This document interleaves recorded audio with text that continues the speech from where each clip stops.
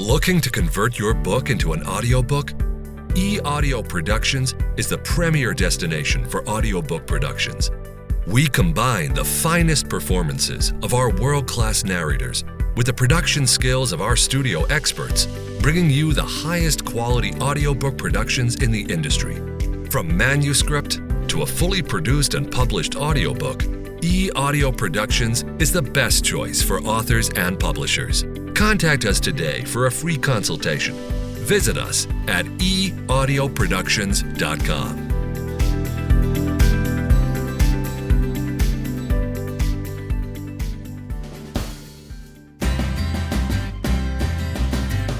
You're listening to the Author Inside You podcast, a weekly podcast designed to motivate you to finish writing a book, choose a publisher, and build an audience. Keep listening if you're looking to get propelled into the next chapter of your life. And now, it's the Author Inside You podcast.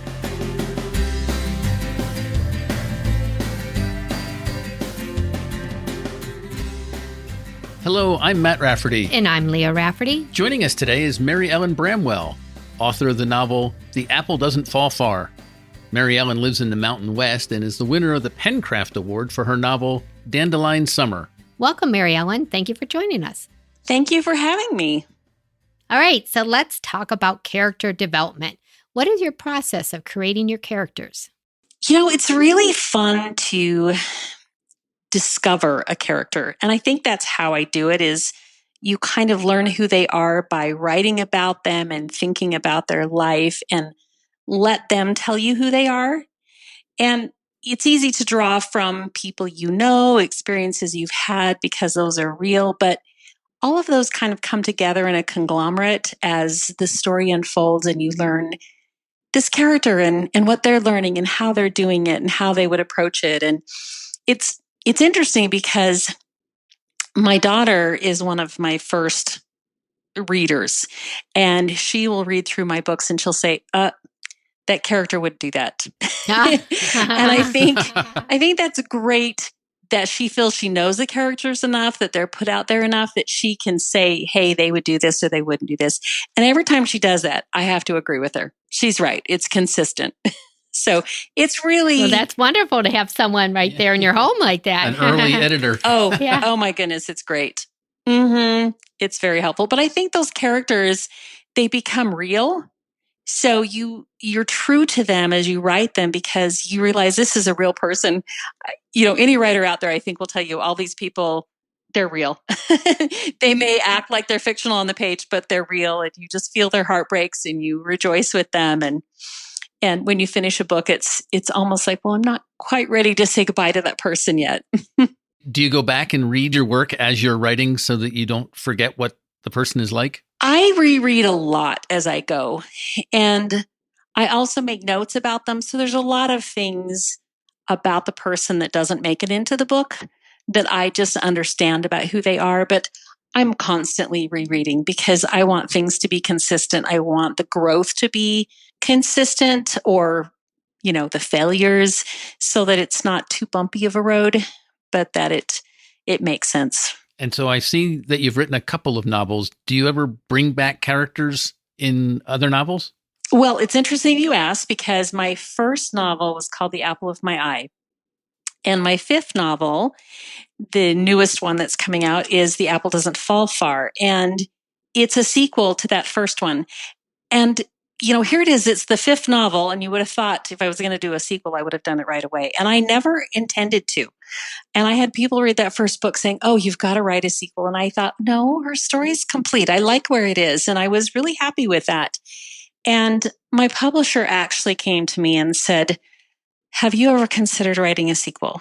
And so I thought, well, maybe I could. And so I started to revisit those characters. I went back and reread that book to make sure I wasn't missing anything. And I made lots of notes. And I realized there was a lot I could still do with these people. And so the sequel, it's standalone. It's a complete entity unto itself. But it happens 12 years later. So it's really a different story to, you know, revisit this family, peek in on them 12 years later and see how they're doing and see what their struggles and their ups and downs are. So it was fun to go back to those characters. It felt like going home. That's what I was thinking. It probably was fun to go back, kind of like a family reunion. Yes, yes. And I'm sure your fans are going to be very happy to revisit them also. Well, we're hoping. We're hoping. Well, you mentioned your publisher. So tell us about that. You have a relationship with a publisher? I do. My publisher is Black Rose Writing out of Texas, and they're a small publisher. And they publish all 5 of my books. And when I was first exploring publishing, I made a decision not to be self-published. I know it works for some people. For me, I wanted the validation of someone else saying this is worthy of being published. And so I researched publishers and I found some that I thought would be a good fit and sent my book to a few and had one that said, hey, we're interested in some more. And okay, so I sent them some more and they rejected. And then I sent it to another group. And one of those in that group was Black Rose Writing. And so a couple months later, they asked for a little more information and then they sent me a contract offer. How exciting. Well, it was really exciting. It was great to get a contract. And it's kind of funny because when I got the email, the subject line said contract offer. And for whatever reason, how exciting. For whatever reason, I didn't read that line. And so I opened the email and I knew I was going to hear back from them. And I was nervous. And so I read the first line that said something to the effect of, well, we really liked your novel. And I thought, oh, that's the beginning of, we really liked it, but it's not right for us at this time. Yeah. And so I read that and I thought, oh, they didn't like it. And instead it was a contract offer. Wow. So, but what I found with this small press is that I have a more personal relationship with them. They know me, I know them, and we go back and forth. And I wouldn't say everything's been perfect, but everything's been resolved if it wasn't. And we've just found a good symbiosis of working together. And I've just been happy to stay with them, and I haven't wanted to go anywhere else. So it's been great. They've been invested in me and I feel invested in them. That's fantastic. Yeah. That is great because we do hear that is very important to have someone you trust and want to work with. Yes. Yes, it is. And not everyone does find that. No. And I think another thing that I just realized about my publisher is that he has connected us with the other authors. And so we reach out and help each other. We beta read for each other. We will give suggestions. We will write blurbs for each other on covers. We'll do honest review swaps. We just are there for each other. If somebody has a question or a concern, like, I'm trying to punctuate this and it just isn't making any sense. And we'll just post it on our Facebook page and people will chime in saying, oh, no, you're right. Don't worry about it. You're fine. And it's just so supportive and encouraging. And that's a big plus of my publisher. And it really has nothing to do with the publisher itself, other than the fact that he put us in touch with each other. That's really nice. Having a family like that you can reach out to. It is. It is very much. Mm-hmm. Yeah, kudos to him for creating that environment. I agree. So what other type of things does the publisher do for you when you have the book finished? They first go through it and give me some editing advice. I don't have a specific editor assigned to me like might be done with a bigger press, but they do, run it through some editing and have some people put eyes on it and give me some just suggestions. And we work through that until we're happy with the final product. And they also put together a cover based on my suggestions, based on maybe some art that I want to include or thoughts that I want. And they'll take that all into consideration and create a cover and then send it to me and ask for my input. And we kind of go back and forth until we're happy with that. They put it all together. They put it out there. They send it off to some reviewers. We do a lot of joint marketing. They do marketing on their own. So it's a collaborative effort once we get to that point. So I feel very supported and it feels very personal at the same time. Yeah, great place, it sounds like. Yeah. It is. And then after that, the book is out. Do they send you copies? Do they help you get it on Amazon? They do. So in my contract, I will have a certain number of author copies that I get for free, 5 author copies, say.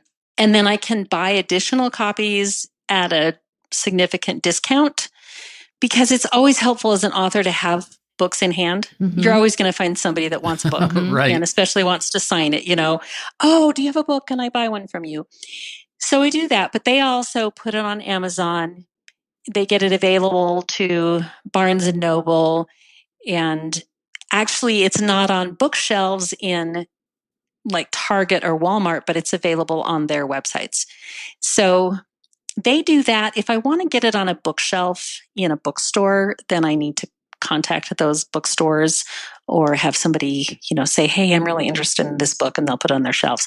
But it's available, to order from just about any place like that. And Amazon is the big one. I mean, Right. we just have to accept Right, that. That's right. the case. So going back to speaking about somebody asking you, do you have a book? And they'll purchase it. Have you done any in-person marketing? I have. I've done a lot of book signings, and they're fun. They're fun, but they're nerve-wracking too because you're sitting at a table and it's like, is anyone going to come by and want to buy my book? Mhm. I've even done things like a craft fair, Oh, okay. which, it's mostly crafts, but why not sell books? And I've sold books there and met people, and I love talking to people, and it's interesting finding out, what interests them in books and what strikes their fancy. And so I've done a number of those things, not so much in the last while with COVID, but it's still really fun to connect. And I've also participated in a book group where they sit and read my book Oh, okay. and then discuss it. And that's also nerve-wracking because did they like it? Oh, so you're there Are they while going to they're be reading it? honest? I've actually gone there and been with the book group and discussed the book with them. Oh, Oh, that and let takes some them guts. ask questions. Wow. It does, but it's really fun, and it's really interesting to see what people pick up on and don't pick up on. And sometimes someone will ask a question. You think, well, did I not write that in there? And then you realize you did, but maybe it just wasn't said strongly enough. But generally, it's been really positive. Oh, I People bet. are, they're not going to say too many mean things to you when you're right there. No, but I think that would be very interesting because you have direct contact with the audience. And I would think that would be fascinating and exciting, thrilling. Oh, it is. It's actually really, really fun. And the audience is right there with you. So, lots of times you pick up a book and you think, oh, I'll never be able to talk to this person, or they have no interest in hearing what I have to say. And then here you are in a group and you sit down with them and they can be like, wow, a celebrity right here. It can feel like that, but once you get talking, you realize you're just one of the crowd. And Right. that's actually really comforting to me. I don't like feeling like I've been put on a pedestal. I really like we're understanding that we're all just the same and we're all in the same boat and we have different strengths and weaknesses. And I happen to write a book, but that doesn't mean I could make the cake that you just brought and it's wonderful, Right, you know? Right, exactly. You spoke about the community that your publisher created in beta readers. Do you ever go Yes. outside of that for beta readers? I do. I have other author groups, but I don't know them as well. So they're more like a secondary Okay. option for me. And I also do have a few people that I know that I trust. I have a friend that worked as an editor for a while, and so she's a good reader for me. My daughter continues to be a great reader because she and I know each other enough that we're comfortable being honest with each other. So she will come back and be brutally honest sometimes about parts of the book, but it always makes it better. And so I'm really happy. And sometimes it's hard with your ego to say, wait a second, I'm not ready for this. I'm not ready for you to tell me it sucks. But we always come to a good point where we're figuring things out. And often when she'll point something out, I'll realize in the back of my mind, I knew it. I knew it all along. And I was just trying to see if I could slip it past her. Right. Will that work? And I didn't. And, it ends up better. So having that variety of these other authors that read, a few others that are trusted, and then my daughter, that combination has just been incredibly helpful. to make the book better, because that's really what I'm all about, is wanting it to be better, wanting the end result to be something that people are going to be happy to read. Great. Since you've written so many books, what is the biggest challenge you've had to overcome? The biggest challenge, I think sometimes it's finding the right time to write, or just having the amount of time to write. So the last couple of books have been pretty good because I haven't had other distractions and I've been able to just focus. But there was a time where I was homeschooling my son while writing a book. And so trying to carve out a couple of hours where I could consistently write and keep the flow. Because when you only write a little at a time, it's hard to get into that groove. And usually what I'll do is when I'll start writing for a day, I will reread what I wrote the previous day and edit it, and then keep going forward, because it just gets me into the mindset. It gets me into the mind of the characters. It gets me into the situation. And then I can usually just flow through there. And doing that, I don't usually end up with too many roadblocks or too many times where I'm just stymied and not sure where to go. And if I do get to the point where I'm not quite sure where to go, then I back up and I start jotting all the ideas down and organizing and trying to take a step back that way so that I know what the next step is. So I think it's just, I think it's that, I think I haven't had too many writer's blocks issues. So it's sort of like a running start. You go back and you... It is. That's a good way to put it. Mm-hmm. But you do need a little bit of time to go back and read what you wrote and then edit it if it needs to be, and then continue writing for the day. So it's not just 10 or 15 minutes you set aside. Right. Sometimes if I had a really productive day the day before, sometimes it takes quite a while. Sure. But that's a good thing. Right. I just read something the other day that was interesting, that someone said that it's not necessarily setting aside 2 hours or an hour or a block of time, but rather think of something that you can, I'm going to write 1 page, I'm going to finish this chapter on this day, or I'm going to write 300 words, and that's my goal for the day. So that way you don't sit there and say, boy, I didn't get anything done today after 2 hours. You have to finish that block that you set aside, the actual physical goal. It's an interesting way of thinking about it. Yes, I generally have a word count goal, and that helps me, but I don't beat myself up if I don't reach that goal. Mm-hmm. But it's something to focus on. I want to try to get this much done. And then if I'm close, but I struggled and I kept trying, then I'm happy with what I've accomplished. But I won't stop trying. I won't just give up early. Right. And so having that goal helps me keep striving. And then when I have days where I write even more, then I just feel really good about myself. Sure. It's like, wow, look what you did. Right. So, Well, each day is so different. Some days are going to be shorter days than others. And then, like you just said, some Right. days everything's flowing and just keep going and going. So, yeah, I don't think you can be so rigid as a writer. But I mean, maybe it works for some people. I guess it does. I shouldn't say that. I also have, I don't know if this is unique or not, but I have my own way of getting my book prepared. As I have ideas, I write them down on 3x5 cards, index cards. Sometimes when you're writing, you'll have an idea for something that happens later, but you're not there to write it yet. And I don't want to forget that. So I'll quickly jot it down on a card and save it. And gradually I'll get more and more cards. And when I have enough, I organize them. And then as I get new ones, I can insert them where they should go, where this idea goes. My last book, I actually had the entire thing planned out before I started even writing very much of it, which is kind of unusual, but it made writing it so much easier because I just sat down and I just write what was on that card and write that out. And sometimes what was on a card may only take a paragraph. Sometimes it might take 3 pages to actually convey the thought that was on that card. And sometimes I'll even write out complete dialogue because it's like, oh, I know how to say this. And so I just go through those cards and just turn over the next one and the next one and the next one. And so some days it's just so easy to write because all of the ideas are right there before me. And then as I have new ones, I just stick them in and reorganize. And also if you find partway through, I'll realize, wait a second, I need to do this in a different order. Then it's just easy to reorder my index cards into the new way to do things. So I found that works for me. Right. Sounds like a great way to tell a story. Yeah, I think, and stay organized. Right. Yeah, I think that's excellent. It is. Mm-hmm. Because like you said, you think thoughts can go away so quickly and like, oh, what did I just think?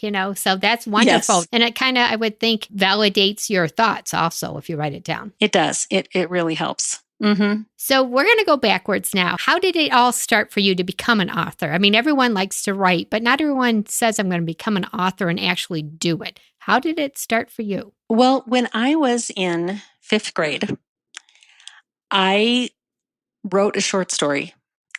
And it was an after-school class helping us do creative writing. And I decided to attend this, and I wrote a short story. And I don't even think I completed it. But it kind of stuck in my mind, this idea of writing stories. And so a few years later, I had some thoughts come together for an idea. And I just sat down one afternoon and wrote out this whole complete short story. And it was called The Violet. And I loved the story. It was very flawed, but for the time it was great. And I shared it with my friends, and my friends loved it, and my parents loved it. And I got so much positive feedback from this story that it really encouraged me to keep writing. And so it was something that I just kind of kept doing, but I never really thought it was a career option. I always thought of it as, this is a nice hobby. And so when I went to college, I studied computer science. Wasn't even close to studying English.